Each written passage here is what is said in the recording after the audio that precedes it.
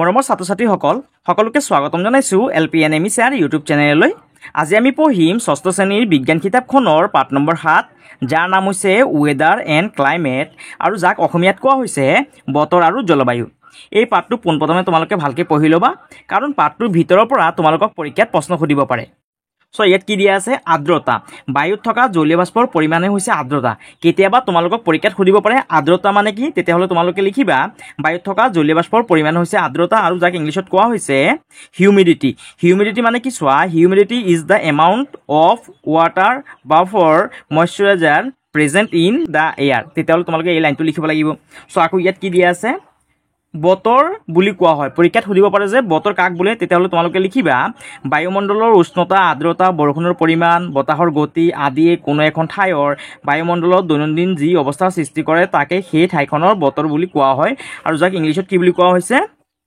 যাক ইংলিছত কোৱা হয় weather. The condition create daily in the atmosphere of a place by the atmospheric temperatures, humidity, amount of rainfall, wind, velocity, etc. is called the weather of that place. যেতিয়া তোমালোকে ক'ব weather কাক বোলে, তেতিয়াহ'লে তোমালোকে ইয়াৰ পৰা ইয়ালৈকে লিখিব লাগিব। আৰু চোৱা আমাৰ পাঠটোত কি দিয়া আছে? ইয়াত বতৰৰ কিছুমান উপাদান দিয়া আছে, আৰু এই বতৰৰ উপাদানখিনি জুকিবৰ কাৰণে কিছুমান ব্যৱহৃত যন্ত্ৰৰ নাম দিয়া আছে। ইয়াৰ পৰাও তোমালোকক পৰীক্ষাত প্ৰশ্ন আহিব পাৰে যে বায়ুৰ উষ্ণতা জোকা যন্ত্ৰৰ নাম কি? তেতিয়াহ'লে তোমালোকে লিখিব লাগিব যে তাপমেতা। বৰষুণৰ পৰিমাণ জোকা যন্ত্ৰৰ নাম হৈছে বৃষ্টিমান যন্ত্ৰ বা ৰেইনগজ। বতাহৰ দিশ জোকা যন্ত্ৰৰ নাম হৈছে উইণ্ডমেন। বতাহৰ গতি জোকা যন্ত্ৰটোৰ নাম হৈছে এনিমোমিটাৰ। বায়ুৰ চাপ জোকা যন্ত্ৰটোৰ নাম হৈছে বেৰোমিটাৰ। ঠিক তেনেদৰে ইয়াত ইংলিছত দিয়া আছে এয়াৰ টেম্পাৰেচাৰ্ছ কিহেৰে জুকিব? Thermometer. Amount of rainfall rain gauge. Direction of wind vane. Speed of air anemometer. Air pressure barometer. ইয়াৰ পৰা চাইছে তোমালোকে এইখিনি চাই ল'বা, কাৰণ পৰীক্ষাত ইয়াৰ পৰা প্ৰশ্ন আহিব পাৰে। তাৰপিছত ইয়াত জলবায়ু কাক বুলি দিয়া আছে? কোনো এখন ঠাইৰ 25ৰ পৰা 30 বছৰ বা ততোধিক কালৰ বতৰৰ গড় মানে হৈছে সেই ঠাইৰ জলবায়ু। যেতিয়া তোমালোকক পৰীক্ষাত আহিব যে জলবায়ু কাক বোলে, তেতিয়াহ'লে তোমালোকে এই লাইনটো লিখি দিবা। ইংলিছত কি কৈছে? The average weather pattern of a place over a long period of time, say 25 to 30 years or more is called the climate of that place. এইটো লিখি দিবা তোমালোকে।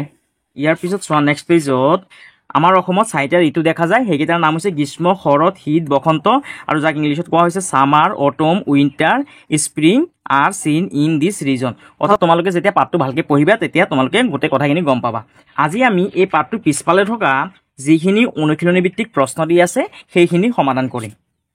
চোৱা অনুশীলনী 1ৰ প্ৰশ্নকেইটা কি দিয়া আছে? অতি চমুকৈ উত্তৰ দিয়া। ক নম্বৰ প্ৰশ্ন, বতৰ কাক বোলে? ইয়াৰ উত্তৰটো লিখিবা বায়ুমণ্ডলৰ উষ্ণতা, আৰ্দ্ৰতা, বৰষুণৰ পৰিমাণ, বতাহৰ গতি আদিয়ে কোনো এখন ঠাইৰ বায়ুমণ্ডলত দৈনন্দিন যি অৱস্থাৰ সৃষ্টি কৰে তাকে সেই ঠাইখনৰ বতৰ বুলি কোৱা হয়। ইয়াত ধুনীয়াকৈ বতৰ কাক বোলে লিখি দিয়া আছে। তোমালোকে ইয়াৰ পৰা ধুনীয়াকৈ চাই চাই উত্তৰটো লিখি ল'বা। আৰু চোৱা ইংলিছত কি কৈছে?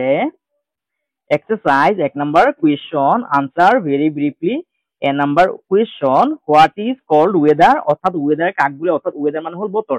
বতৰ কাক বুলি কোৱা হয়? ইয়াৰ উত্তৰটো লিখিবা the weather of a place is the daily condition in the atmosphere caused by atmospheric temperature, humidity, rainfall, wind speed etcetera.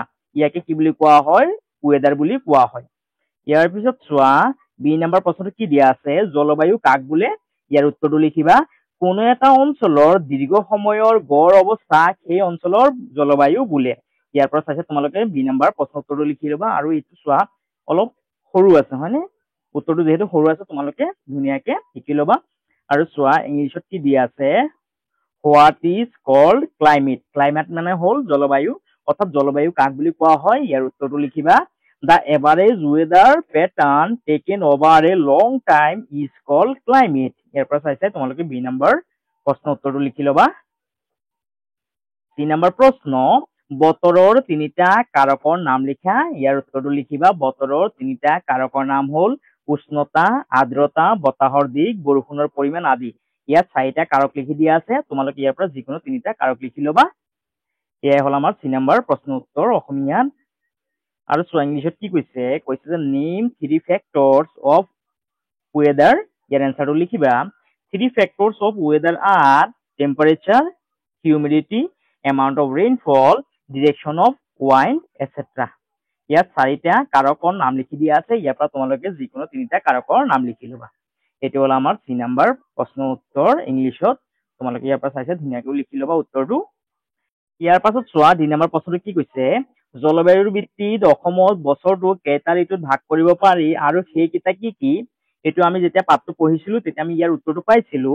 ইয়াৰ উত্তৰটো তোমালোকে এইদৰে লিখিবা, জলবায়ুৰ ভিত্তিত অসমত বছৰটো 4টা ঋতুত ভাগ কৰিব পাৰি।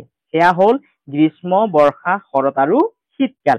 ইয়াত চোৱা আৰু বানানটো ইয়াত ভুল হৈ আছে, আৰু বানানটো তোমালোকে এইদৰে লিখিবা, ৰয়েৰু বুলি লিখিবা, এইদৰে লিখিবা আৰু বানানটো তোমালোকে। আমি অসমত 4টা ঋতু পাইছিলো, সেইকেইটাৰ নাম হৈছে গ্ৰীষ্ম, বৰ্ষা, শৰৎ আৰু শীতকাল। এইটো হ'ল আমাৰ 2 নম্বৰ প্ৰশ্ন উত্তৰ। আৰু চোৱা ইংলিছত কি কৈছে যে how many season are experience in a year in Assam on the basis of climate and what are they? ইয়াৰ এনচাৰটো লিখিবা, 4 season are experienced in a year in Assam on the basis of climate. They are summer, rainy season, autumn and winter. এইটো হ'ল আমাৰ 2 number প্ৰশ্ন উত্তৰ। তোমালোকে ইয়াৰ পৰা চাইছে ধুনীয়াকৈ লিখি ল'বা ইংলিছত। ইয়াৰ পিছত চোৱা 2 নম্বৰ প্ৰশ্নটো কি কৈছে যে বতৰ আৰু জলবায়ুৰ পাৰ্থক্য লিখা। ইয়াৰ উত্তৰটো তোমালোকে ইয়াৰ পৰা চাইছে এইদৰে লিখিবা, বতৰ হৈছে হ্ৰস্বমেধী পৰিঘটনা, জলবায়ু হৈছে দীৰ্ঘমেধী পৰিঘটনা।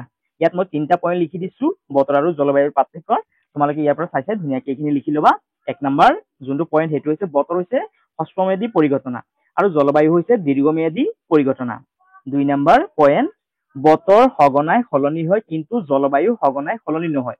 বতৰ কি হৈ থাকে? সঘনাই কি হৈ থাকে? সলনি হৈ থাকে, কিন্তু জলবায়ু সঘনাই কি নহয়? সলনি নহয়। এইটো হ'ল আমাৰ 2 নম্বৰ পইণ্ট। 3 নম্বৰ পইণ্ট, বতৰ এটা স্থানত কিছু সময়ৰ বাবে হোৱা বায়ুমণ্ডলৰ অৱস্থা, আনহাতে জলবায়ু এটা স্থানত দীঘল সময় ধৰি থকা সাধাৰণ বায়ুমণ্ডলীয় অৱস্থা। অৰ্থাৎ বতৰটো কোনো এটা স্থানত অলপ সময়ৰ কাৰণে থাকে, কিন্তু জলবায়ুটো কি হয়? এটা ঠাইত জলবায়ুটো বহুত সময় অৰ্থাৎ দীঘল সময় ধৰি কি হয়? এটা স্থানত থাকে। অৰ্থাৎ বতৰটো কম সময়ৰ কাৰণে থাকে আৰু জলবায়ুটো অধিক সময়ৰ কাৰণে থাকে। ইয়াৰ পৰা চাইছে তোমালোকে এই পইণ্টকেইটা লিখি ল'বা, অৰ্থাৎ পাৰ্থক্যখিনি লিখি ল'বা। আৰু এইটো হ'ল আমাৰ 2 নম্বৰ প্ৰশ্ন উত্তৰ। ইংলিছত কেনেদৰে লিখিবা? 2 নম্বৰ প্ৰশ্ন, write the difference between weather and climate. ইয়াৰ আনচাৰটো লিখিবা, weather is a short term phenomenon, climate is a long term phenomenon. এইটো হ'ল আমাৰ 1 নম্বৰ পইণ্ট। 2 নম্বৰ পইণ্টটো এইদৰে লিখিবা, weather changes frequently but climate does not changes frequently.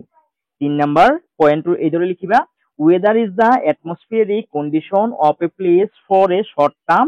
On the other hand, climate is the general atmospheric condition of a place over a long period.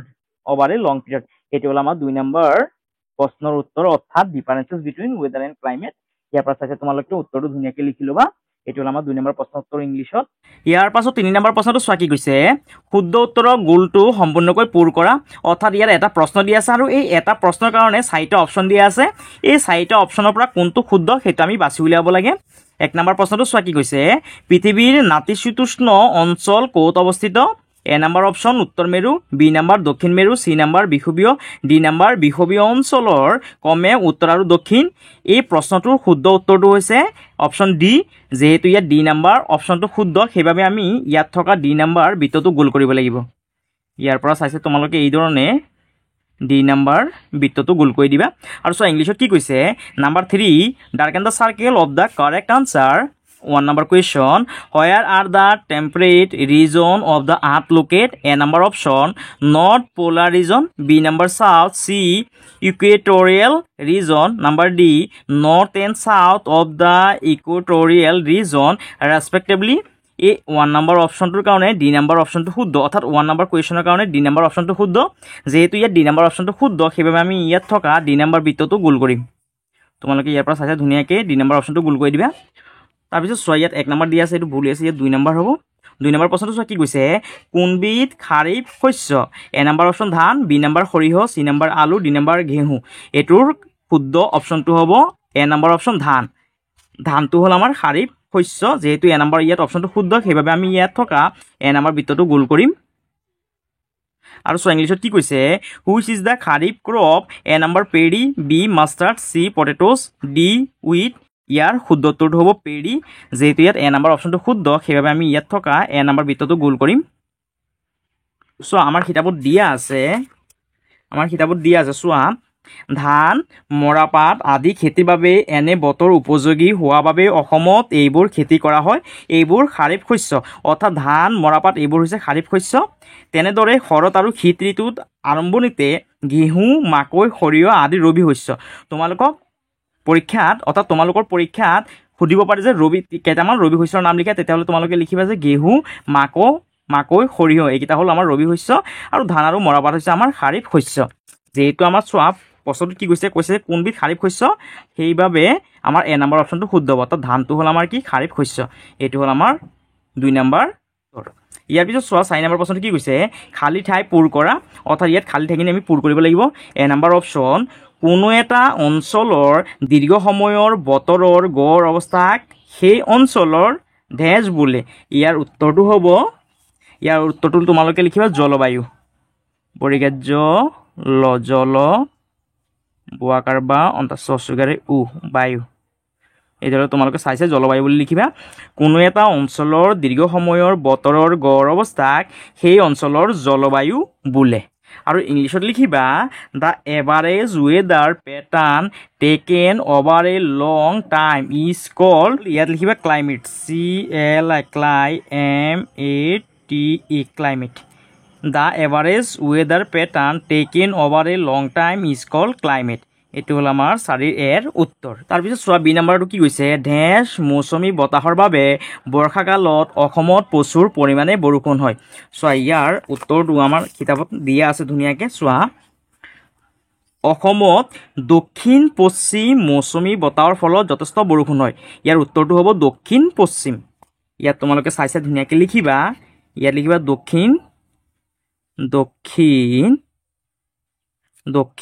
ইয়াত লিখিবা পশ্চিম, দক্ষিণ পশ্চিম মৌচুমী বতাহৰ বাবে বৰ্ষাকালত অসমত প্ৰচুৰ পৰিমাণে বৰষুণ হয়। আৰু ইয়াৰ ইংলিছত উত্তৰটো হ'ব Assam receive heavy rain during the monsoon season due to, ইয়াত লিখিবা চোৱা, ইয়াত তোমালোকে চাই লোৱা, ডিউটো ইয়াত লিখিবা এইটো south west monsoon, south west. ইয়াৰ উত্তৰটো লিখিব লাগিব ইংলিছত চাউথ ৱেষ্ট।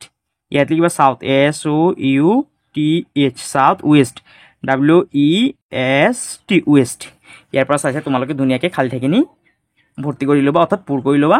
আৰু এইটোৱে আছিল আমাৰ 4 নম্বৰ প্ৰশ্ন উত্তৰ। অৰ্থাৎ এইখিনি আছিল আমাৰ এই পাঠটোৰ বাবে থকা অনুশীলনী ভিত্তিক প্ৰশ্নৰ উত্তৰ। তোমালোকে ইয়াৰ পৰা চাইছে ধুনীয়াকৈ উত্তৰখিনি লিখি ল'বা।